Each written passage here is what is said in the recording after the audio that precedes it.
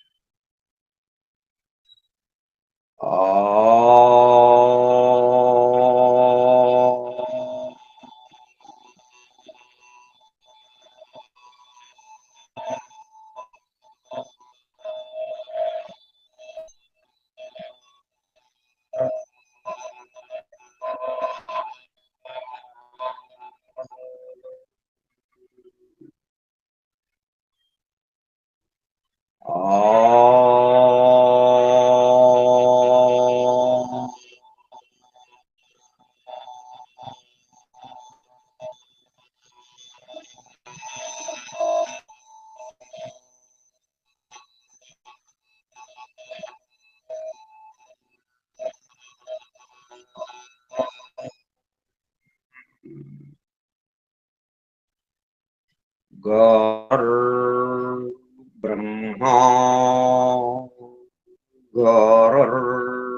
విష్ణు గురుర్దేవో మహేశ్వరః గురుః సాక్షాత్ పరం బ్రహ్మ తస్మై శ్రీ గురవే నమః. వ్యాసం వసిష్ఠనప్తారం శక్తే పౌత్రమకల్మషం పరాశరాత్మజం వందే సుఖతాతం తపోనిధిం. శుక్లాంబరధరం విష్ణుం శశివర్ణం చతుర్భుజం ప్రసన్నవదనం ధ్యాయేత్ సర్వవిఘ్నోపశాంతయే. అగజ ఆనన పద్మార్కం గజాననమహర్నిశం అనేకదం తం భక్తానాం ఏకదంతముపాస్మహే. వక్రతుండ మహాకాయ కోటి సూర్య సమప్రభ నిర్విఘ్నం కురు మే దేవ సర్వకార్యేషు సర్వదా. సరస్వతీ నమస్తుభ్యం వరదే కామరూపిణి. వేద్యారంభం కరిష్యామి సిద్ధిర్భవతు మే సదా. ఓం భూర్భువః స్వః ఓం తత్సవితుర్వరేణ్యం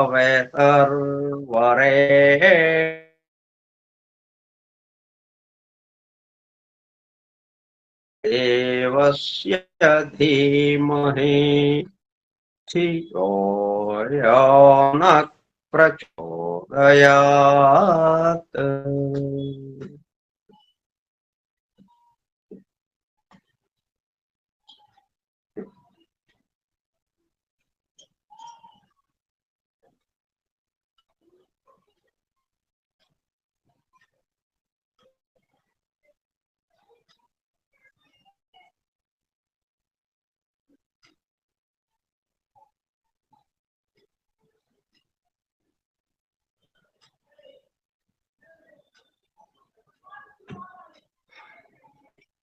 వాసుదేవ.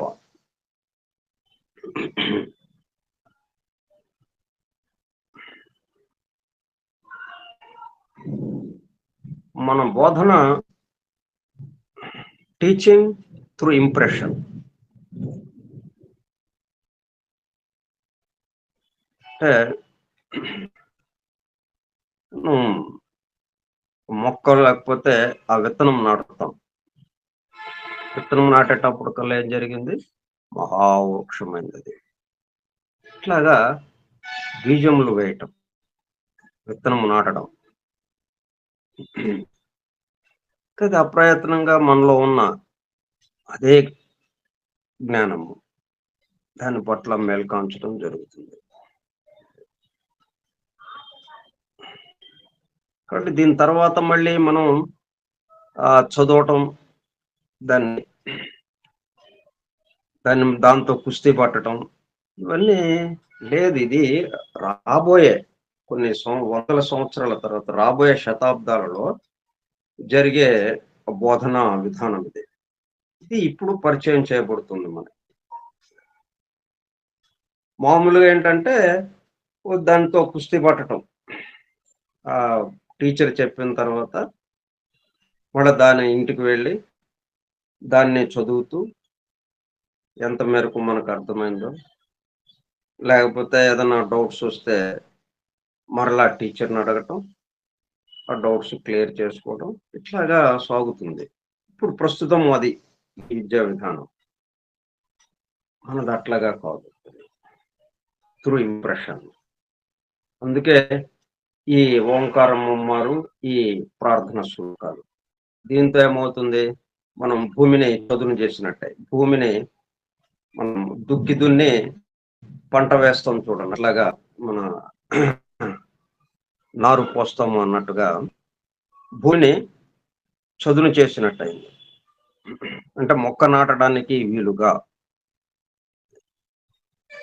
ఇప్పుడు చెప్పబోయే విషయం మొత్తం ఒక విత్తనముగా మనలో నాటడం జరుగుతుంది. అలా ప్రశాంతంగా వింటూ ఉండడం. అందుకే ఏకకాలంలో మనం ఏం చేస్తున్నాం? వింటున్నాం అని మనం చెప్పుకుంటున్నాం. అది కూడా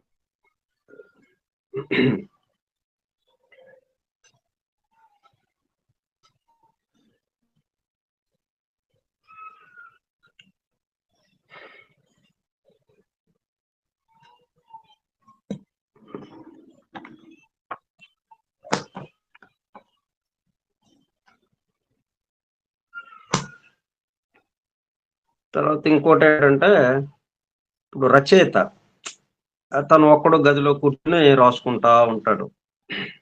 ఆ గ్రంథాన్ని రాస్తూ మొత్తానికి ఒక గ్రంథం తయారవుతుంది. అతనికి అందినటువంటి విషయాల్ని రాసుకుంటూ ఉంటాడు. ఇప్పుడు ఏంటంటే అది రాయడం కాకుండా ఇలా చెప్తూ ఉండడం. ఒకళ్ళిద్దరున్నా చాలు, ఒక్కళ్ళున్నా చాలు. ఇదేంటి గ్రంథం రాయడం అన్న విషయంగా రికార్డ్ అయిపోతుంది. ఈ రికార్డులు తర్వాత ఎంతమంది అయినా వినొచ్చు. అందులో ఇప్పుడు మనకి జనం తక్కువగా ఉన్నారా, ఎక్కువగా ఉన్నారా, వీటి ప్రస్తావన లేదు. ఒక్కళ్ళు చాలు. ఇప్పుడు అందులో ఈ దీంట్లో ఇంకో విశేషం ఏమైందంటే, స్కైప్ లో ఒకళ్ళు ఉండాలి, ఈ టెలిగ్రామ్ లో ఇంకెవరు అక్కర్లేదు. మనకు మనమే రికార్డింగ్ చేసేసుకోవచ్చు. ఒక్కడుంటే చాలు, రికార్డింగ్ అయిపోతుంది అన్నట్టుగా ఉందన్నమాట. అందులో ఇది గ్రంథాన్ని రాయడం, రచించడం. అయితే ఎవ్వరు లేకుండా నేను ఒక్కడనే గదిలో కూర్చుని ఎవ్వరికి తెలియకుండా రచించడం కాకుండా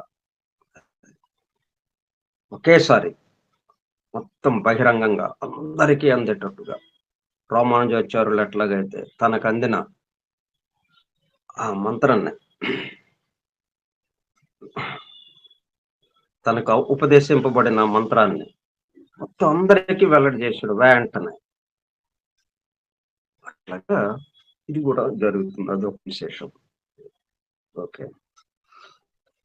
ఫోర్ ట్రూత్ సీకర్స్, సత్యాన్వేషకుల బృందము, పరమ గురువులు హెలినా పెట్రోనా బ్లవట్స్కీ ద్వారా సమస్త మానవాళి ఆధ్యాత్మిక అభివృద్ధి పరిపూర్ణతల కొరకు అందించిన పరమాద్భుత దివ్య గ్రంథము ద సీక్రెట్ డాక్ట్రైన్, రహస్య సత్య సూత్రము, వాల్యూమ్ 1, కాస్మోజెనసిస్, ప్రథమ సంపుటము, బ్రహ్మాండోత్పత్తి క్రమము. Part 1, Cosmic Evolution in 7 stanzas from the book of Dvijan. ప్రథమ భాగము ద్విజన్ గ్రంథములోని 7 స్టాంజాస్ లో వివరింపబడిన బ్రహ్మాండ పరిణామం. గ్రంథ పఠనము, అధ్యయనము, అవగాహన, ఆత్మదర్శనము కార్యక్రమము. 272వ పాఠము 6/8/2025 బుధవారము సాయంత్రం 4:30 గంటలు. The secret doctrine Skype group లో సుదూర ప్రాంతాలలో ఎవరింట్లో వారు హాయిగా విశ్రాంతి తీసుకుంటూ ఏకకాలంలో ఒకేసారి ఏమి చేస్తున్నాము? వింటున్నాము. ఏమి వింటున్నాము? శాస్త్ర సాంకేతిక రంగములలో ఎంతో వేగముగా పురోగమిస్తున్న ప్రస్తుత కాలంలోని మానవాళి అదే వేగముతో ఆధ్యాత్మిక రంగములో కూడా పురోగమించుటకు వీలుగా ఇక్కడ 2 ఫోర్సెస్, పాజిటివ్ నెగిటివ్,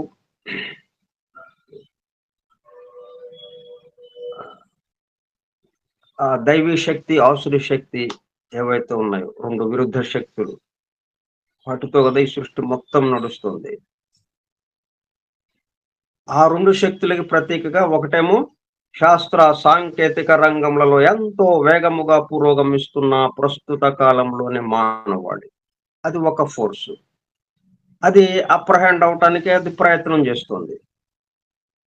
అట్లా కాకుండా దాంతో పాటు ఇంకొకటి కూడా ఉండాల్సిన అవసరం ఉంది. ఎందుకంటే 2 విరుద్ధ శక్తులు ఉన్నప్పుడు 2 కలిసి పనిచేస్తే గాని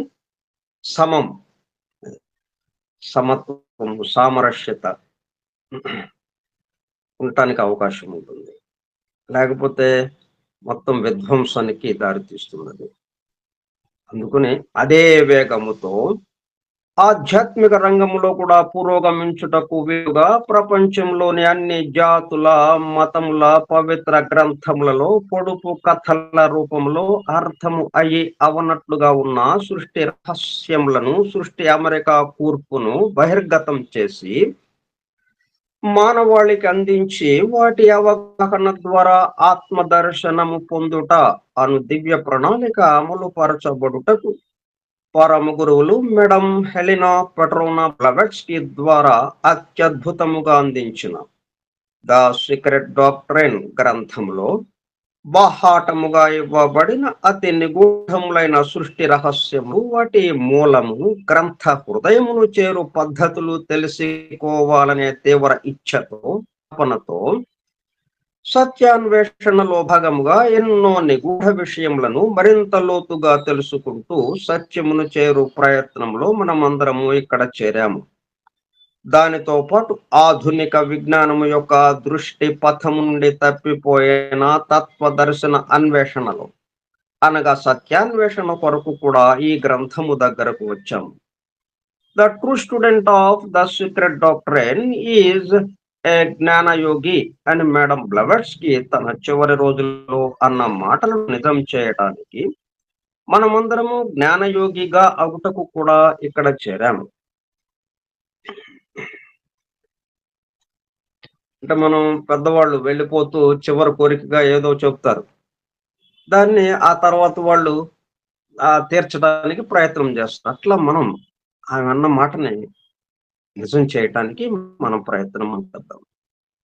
గత 2 సంవత్సరముల 8 నెలల కాలము పాటు ద సీక్రెట్ డాక్టర్ గురించి తెలుసుకోవడానికి ప్రయత్నించిన మనము ప్రస్తుతము ఇక్కడ చేరి ద సీక్రెట్ డాక్టర్ ను తెలుసుకుంటూ ఆపై సమస్త విశ్వముగా రూపుదాల్చిన ద సీక్రెట్ డాక్టర్ ను యందు ప్రవేశించి ద సీక్రెట్ డాక్టర్ గా స్వస్థితి మేల్కాంచుటకు చేస్తున్న చిరు ప్రయత్నమే ఈ కార్యక్రమము. ఈ దివ్య జ్ఞాన మహాయజ్ఞ కార్యక్రమంలో పాల్గొని చెవియొగ్గి వినుచున్న, అనగా ఉళ్ళంతా చెవు చేసుకుని వినుచున్న ప్రియ సత్యాన్వేషక సోదర శ్రోతలందరకు నమస్కారం. ఆని బెసెంట్ ద్వారా ప్రసాదింపబడిన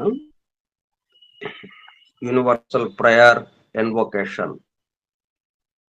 ఓ hidden life vibrant in every atom, oh hidden light shining in every creature, oh hidden love embracing all in oneness, may each who feels himself as one with thee know he is also one with every other.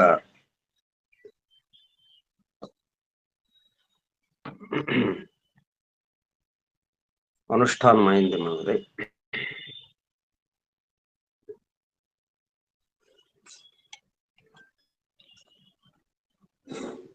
మనం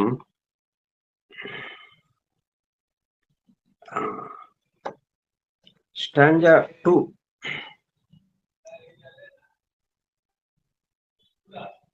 శ్లోక 1 లో మనం ఉన్నాం.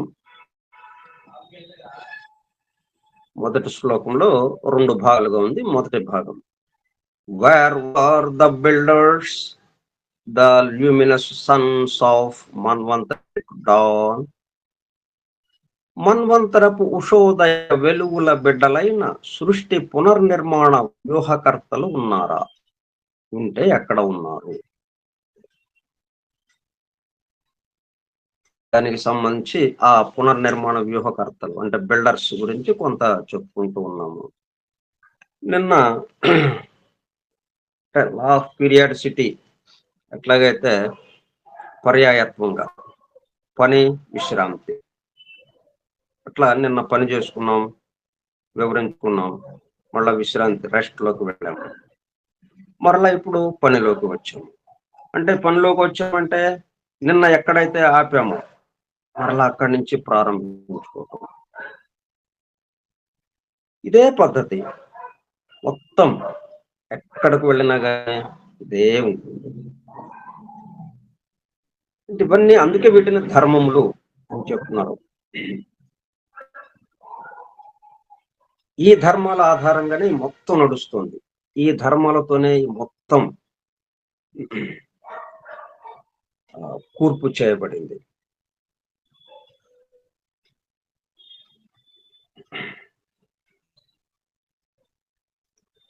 Every form, we are told, is built in accordance with the model traced for it in the eternity and reflected in the divine mind. Divine mind అంటే ఆలోచనలు తయారయ్యే చోటు కాదు. Mind అంటే అదొక పైప్ లాగా, అదొక వాహకం, పైనుంచి వచ్చేదాన్ని తన ద్వారా కిందకి తర్వాత మిగతా వాటికి పంపించడం అన్నట్టుగా.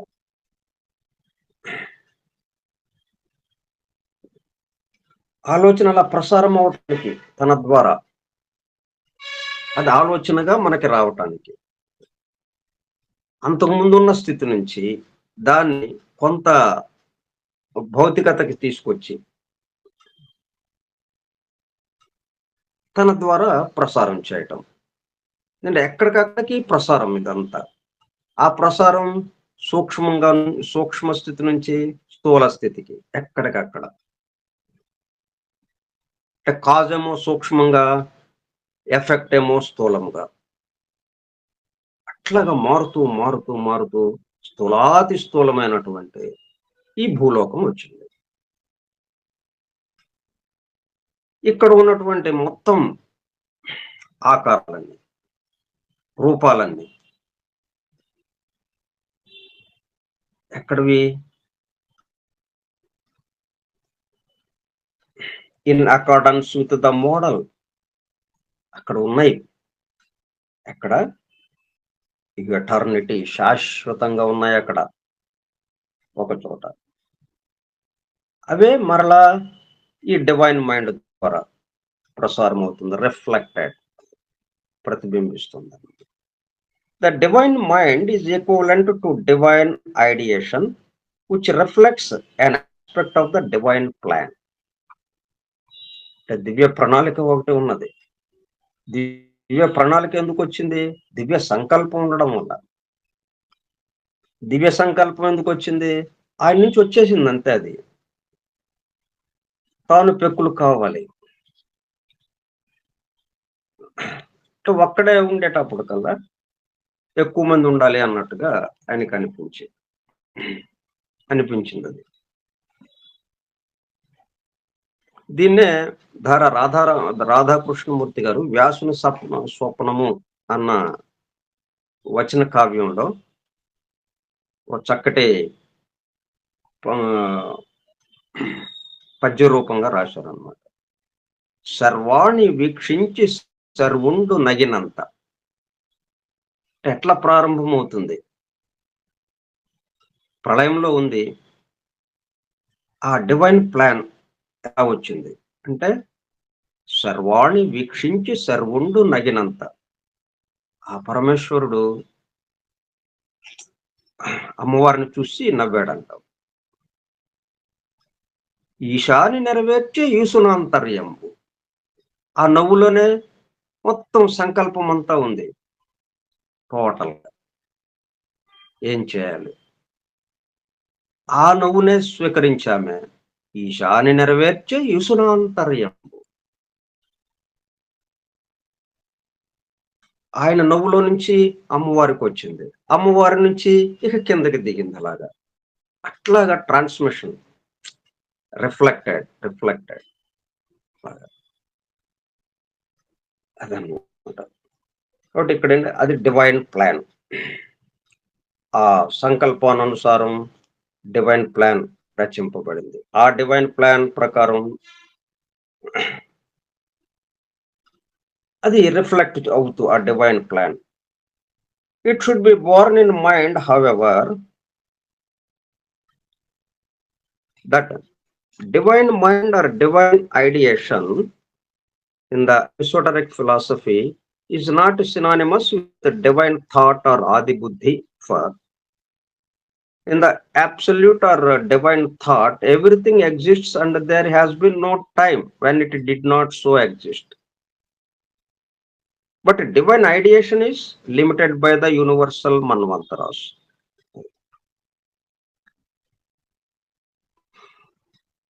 అబ్సల్యూట్ ఆర్ డివైన్ థాట్, దివ్య సంకల్పం అనుకున్నాం, అది ఎల్లప్పుడూ ఉండేది. ఇక్కడ ఎప్పుడైతే మనం ప్రళయ స్థితికి వచ్చేసామో, కిందకి ప్రళయ స్థితి ఉన్నదో, దాని నుంచి మరలా సృష్టి స్థితి రావడానికి అక్కడి నుంచి ప్రేరణ. మనం ప్రళయం నిన్న రెస్ట్ లోకి వెళ్ళిపోయాం. రెస్ట్ లోకి వెళ్ళిపోతే ఇంకా అలాగ ఉండిపోయేవాళ్ళం. మనకి మళ్ళీ ఒక ప్రేరణ వచ్చింది, మళ్ళీ పనిలోకి రావాలి అని. ఆ ప్రేరణ రావడానికి ఆ డివైన్ ప్లాన్ దగ్గర నుంచి, అందుకనే డివైన్ ఐడియేషన్, అది divine plan or divine ideation, divine mind equivalent to divine ideation. అయితే ఇక్కడ ఐడియేషన్, ఇక్కడ సంకల్పానికి, ఆ అబ్సల్యూట్ ఆర్ డివైన్ థాట్ కి, ఆ దివ్య సంకల్పానికి, ఇదేమో ప్రళయం అప్పుడు ఏమి ఉండదు, ప్రళయం నుంచి మన్వంతర స్థితికి, సృష్టి స్థితికి వచ్చేటప్పుడు మొదలవుతుంది అన్నట్టుగా ఉంటుంది. ఇక ఇప్పుడు అన్ని సర్దుకుని లేచి అన్ని సర్దుకుని ఆ ప్లాన్ ఏది, ఆ ప్లాన్ ప్రకారం ఆ ఏమేంటి ఎలాగ చేయాలి అన్నట్టుగా పని ప్రారంభమవుతుంది. అక్కడేమో ఈ మొత్తం నిరంతరము ఉన్నాయి, exist. No time when it did not so exist. అక్కడేమో ఎవ్రీథింగ్ ఎగ్జిస్ట్స్, ఎల్లప్పుడూ ఉండుట అనేది అక్కడ ఉన్నది.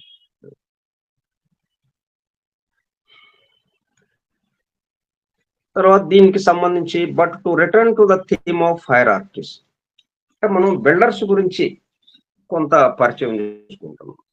అంటే బిల్డర్స్ గురించి కొంత మనకి అవగాహన ఉంటే, ఈ బ్రహ్మాండోత్పత్తి ఎలాగా జరిగింది, ప్రళయ స్థితి నుంచి మన్వంతర స్థితికి ఎట్లాగొస్తుందన్న విషయం మనకి తేలికగా అర్థమవటానికి వీలవుతుంది. ఆ బిల్డర్స్ కి సంబంధించి మన డివైన్ ప్లాన్ లో ఎక్కడెక్కడ ఇచ్చాడో అవన్నీ మనం ఒక చోటకి చేర్చి చెప్పుకుంటూ ఉన్నాం.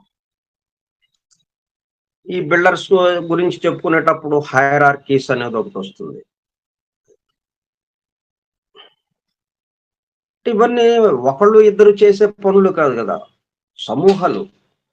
సమూహాలు. ఇక్కడ ఒకడు పేరు పెట్టామంటే ఇక్కడ అది సమూహాలతో కూడుకుని ఉంటుంది. అందరూ కలిసి.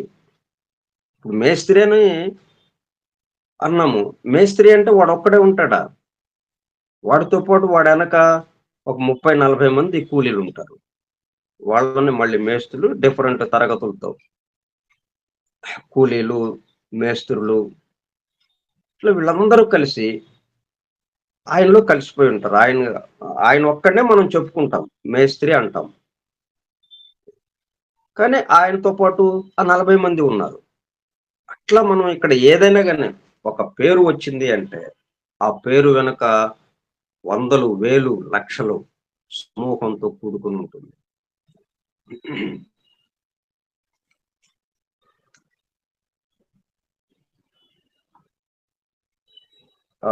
But divine ideation is limited by the universal manvantaras. అంటే ప్రళయం నుంచి మన్వంతర స్థితికి వచ్చేటప్పుడు సంబంధించింది డివైన్ ఐడియేషన్. ఐడియేషన్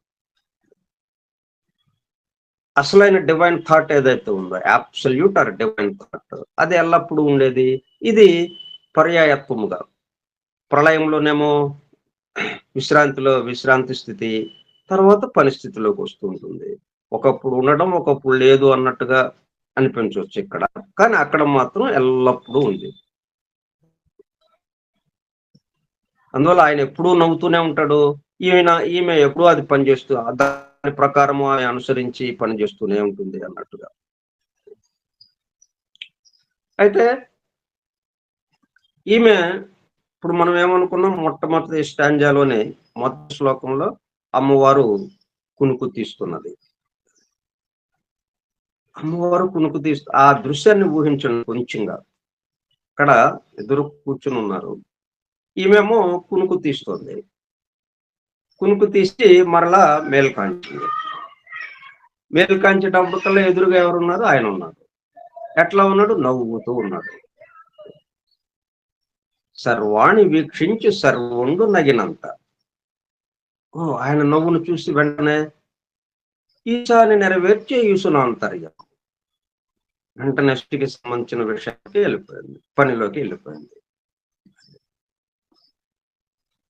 అట్లా ఉంటుందన్నమాట. ఆయన మాత్రం నిరంతరము జాగరూకుడ, మేలుకునే ఉంటాడు. ఆయనకి మేలుకుంటాం అంటే ఒకటి ఉంటే ఇంకోటి ఆటోమేటిక్ గా మనకి పర్యాయత్వ ధర్మంలో వస్తుంది. ఉండేటప్పటికల్లా ఏంటి, పని, విశ్రాంతి, రాత్రి పగలు, చీకటి వెలుగు, కష్టము సుఖము, ఇలాగా ద్వంద్వాలు వచ్చేస్తుంటాయి. రెండుగా విడిపోతుంది. కాబట్టి ఆయనకి పని ఉందని చెప్పడానికి లేదే కాదు, ఉన్నాడంతే. ఉన్నాడని ఎందుకు చెప్తున్నామంటే మనం మన కోసం చెప్పుకుంటున్నాం, కానీ ఆయనకి సంబంధించి చెప్పడానికి ఏం లేదు. అబ్సల్యూట్ అంతే, ఏం లేదు చెప్పడానికి. ఏది చెప్పినా కానీ ఇంకొకటి వచ్చేస్తుంది. అంటే కాసేపు ఆ చెప్పి దాని వ్యతిరేకమైంది సేపు, కానీ లేకుండా నిరంతరం అలా నవ్వుతూనే ఉన్నాడు. అంటే ఆయన సంకల్పం, ఆ దివ్య సంకల్పం నిరంతరము ప్రసారం అవుతూనే ఉంది. మనం కాసేపు ఆ సంకల్పం ప్రకారం పనిచేయటం, మళ్ళీ విశ్రాంతిలోకి వెళ్ళటం, మళ్ళీ విశ్రాంతి నుంచి పనిలోకి రావడం, మళ్ళీ విశ్రాంతిలోకి వెళ్ళటం, కాసేపు సృష్టి ఉండడం, మరలా ప్రళయంలోకి వెళ్ళడం, మరలా ప్రళయం నుంచి సృష్టిలోకి రావడం. ఈ విషయాలు ఎందుకు మనం చెప్పుకుంటున్నామంటే ఇక్కడ మనం ఎంతో భిన్నత్వాన్ని, ఎంతో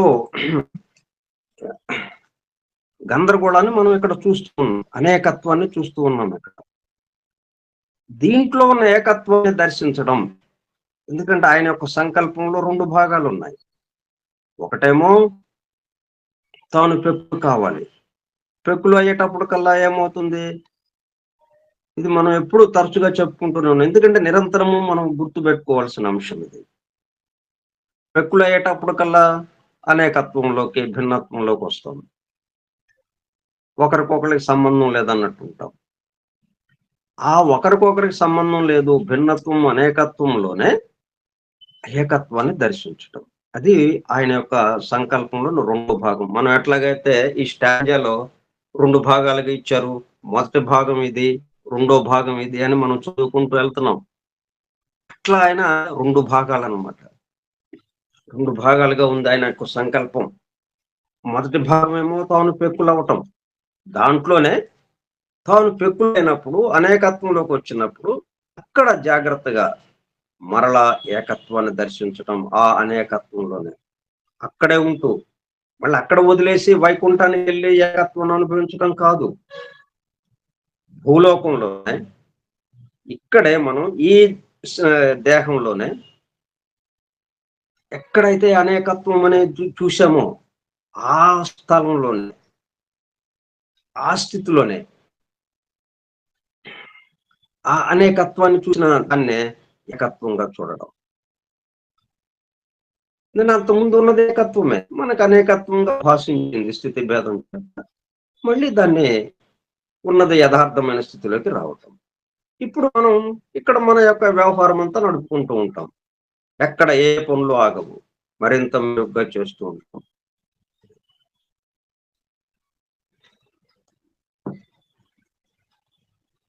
తర్వాత హైరార్కీస్ ఒకటి ఉంది. ఇదంతా చేయాలంటే ఒక పరిపాలక వ్యవస్థ కావాలి మనకి.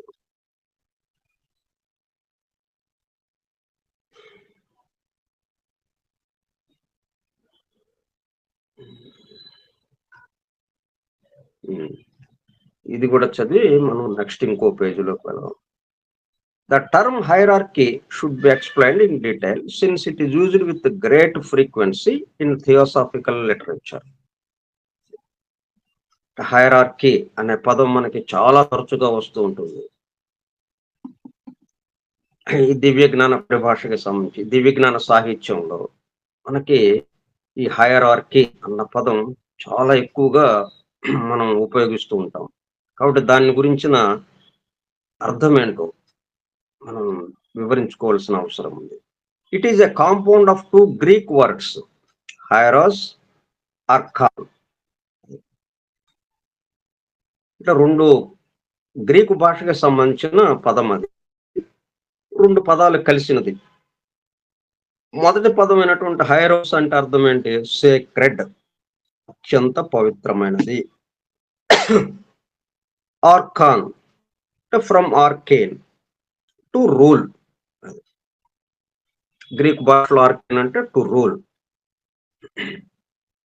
పరిపాలించటం, పరిపాలన అంటే పవిత్రమైన పరిపాలన, పవిత్రమైనటువంటి పరిపాలక వ్యవస్థ. హైరార్కీ అంటే వాళ్ళు మరి ఆ వారి నుంచి వచ్చింది. ఇప్పుడు మనం అందరము ఎక్కడి నుంచి వచ్చాం? ఆ హైరార్కీ నుంచే వచ్చాము. అంటే మనందరము పవిత్రమైన వాళ్ళం. అంటే పవిత్రమైనది దాని నుంచి పవిత్రమైనదే వస్తుంది అన్నట్టుగా.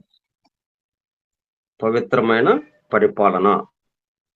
Hence authority or government in sacred things.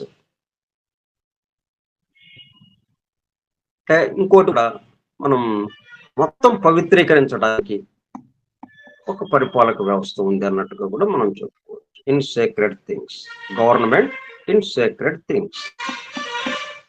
The word is familiar in church usage where it is employed to designate the governing body of the church with the various dignitaries topped by a leader. దానికి తగిన విధంగానే church సంప్రదాయంలో step by step చిట్ట చివరికి ఒకడు లీడర్గా ఒకడు నాయకత్వంలో ఆ పరిపాలన వ్యవస్థ దిగువ వరకు దాన్ని రూపొందించారు. దీనికి అనుగుణంగానే, ఈ హైరార్కీకి అనుగుణంగా. In science the term is used to designate a series of consecutive classes or groups. ఇంకా మనం సైన్స్ లోకి వస్తే వాళ్ళు కూడా దీన్ని అనుసరిస్తూ అంటే ఇట్లా ఒక వ్యవస్థని ఎట్లా చేశారు వాళ్ళు ఇన్ జువాలజీ అంటే జంతు శాస్త్రంలో ఫర్ ఇన్స్టెన్స్ ఉదాహరణకి జువాలజీలో ఏం చేశారు జంతు శాస్త్రంలో the series is made up of a Kingdom order sub order family genus and species అంటే అనేక రకాల జంతువులు ఉన్నాయి మనకి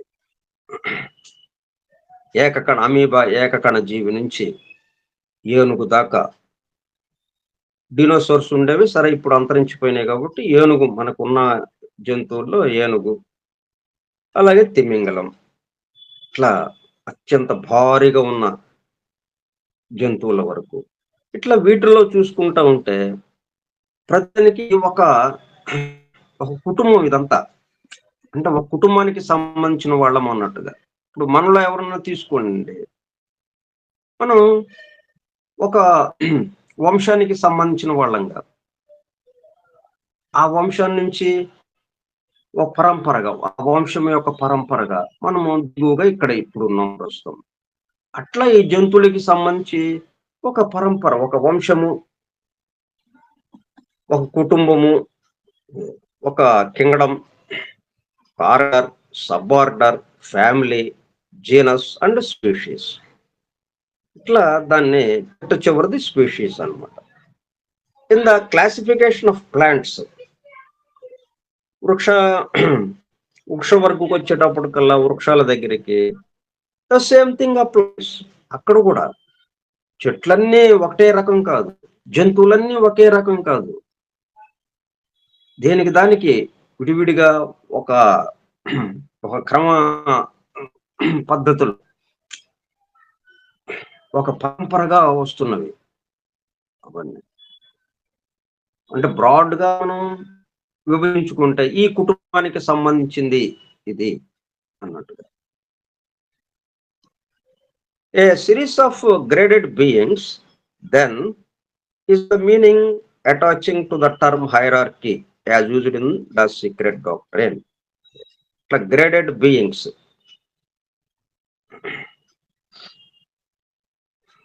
క్రమక్రమంగా ఉన్నత స్థితిలో ఉన్నత స్థాయిలో ఉన్నటువంటి వాళ్ళ మొదలుపెట్టి వాళ్ళకి అప్పజెప్పబడ్డ పనులకి తగ్గట్టుగా కొంచెం పరిమితంగా కొద్దిగా పరిమితంగా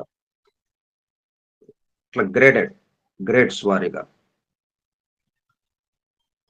అవి ఇక్కడ పరిపాలక వ్యవస్థ ఒకటి ఉన్నది ఇది is the meaning attaching to the term hierarchy as used in the secret doctrine the beings are graded because of evolutionary status పరిణామంలో రకరకాల స్థాయిలో ఉన్న వాళ్ళం ఉంటాం ఇక్కడ అందరము ఒకేసారి బస్సు ఎక్కి వచ్చిన వాళ్ళం కాదు ఇక్కడికి చేరిన వాళ్ళల్లో ఒక్కసారిగా డంప్ చేయటం కాదు ఇప్పుడు ఒక్కసారిగా మనకి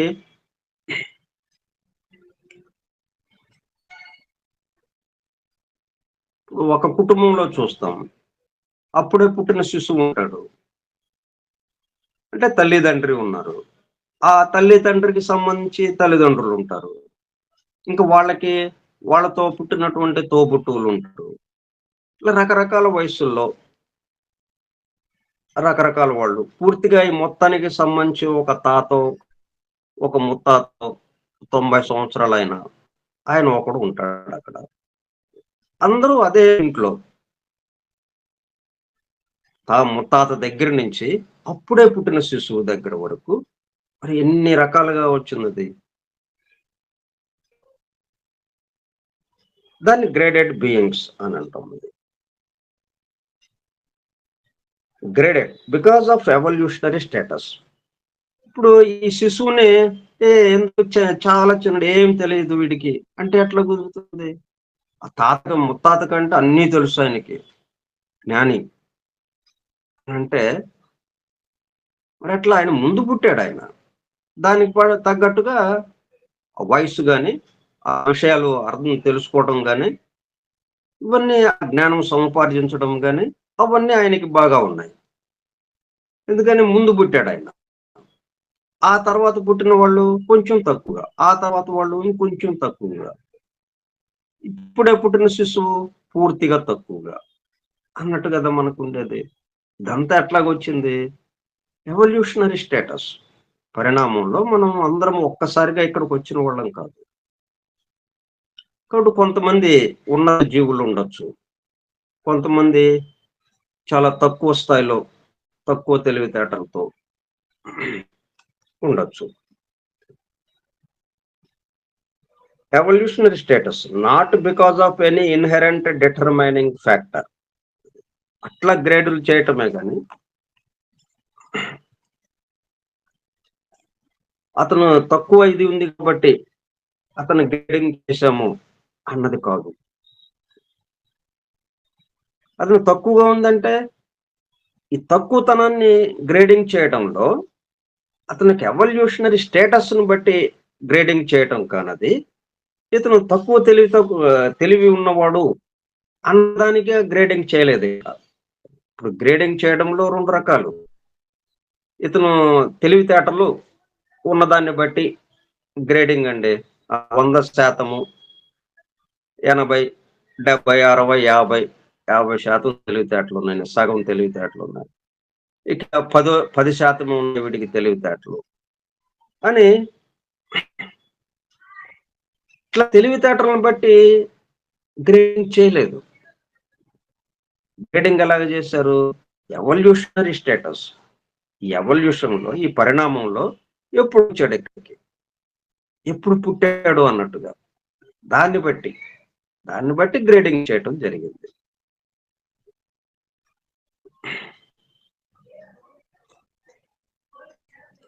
The summit of a hierarchy is termed the hyperaxis.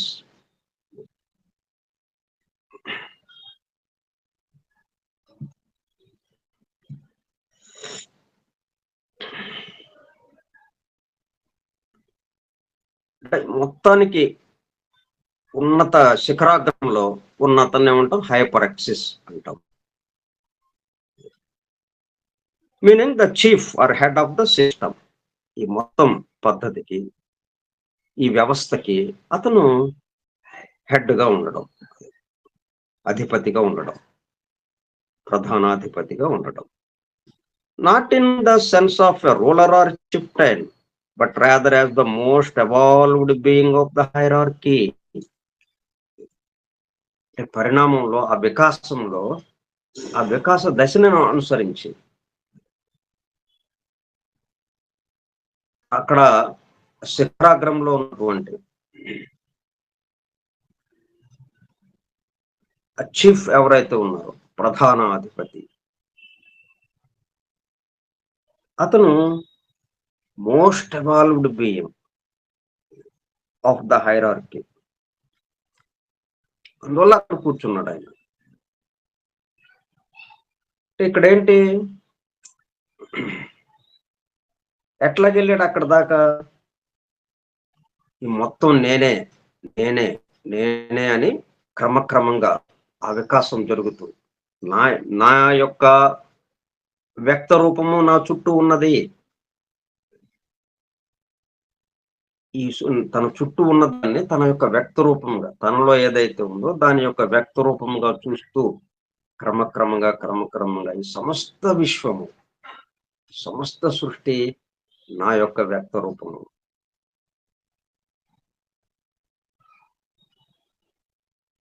అంటే ఒకే ఒకటి ఏదైతే ఉందో దానిగా మారిపోవటం వల్ల అక్కడ చీఫ్ గా అక్కడ కూర్చోవడం జరిగింది. This great being is referred to mystically as the silent watcher. ఇప్పుడు ఇదంతా ఈ సృష్టి ఎట్లాగా మరి ప్రళయం నుంచి వస్తుంది అంటే, ఇదిగో వీళ్లతో ఈ హైరార్కీ మొత్తానికి అగ్రేడెడ్ బీయింగ్స్ ఎవరైతే ఉన్నారో, క్రమక్రమంగా ఉన్నవాళ్ళు, వాళ్ళ ద్వారా, అలాగే మొత్తానికి అధిపతి సైలెంట్ వాచర్ ఆయన ద్వారా, అదనమాట. As well as by other terms which will be considered in later chapters. ఈ సైలెంట్ వాచర్ అన్నదాన్ని అధిపతి ఎవరైతే ఉన్నారో ప్రధానాధిపతి,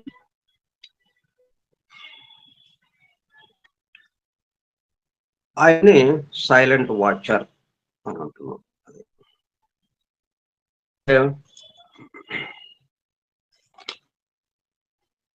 నిశ్శబ్ద పరిశీలకుడు అని మామూలుగా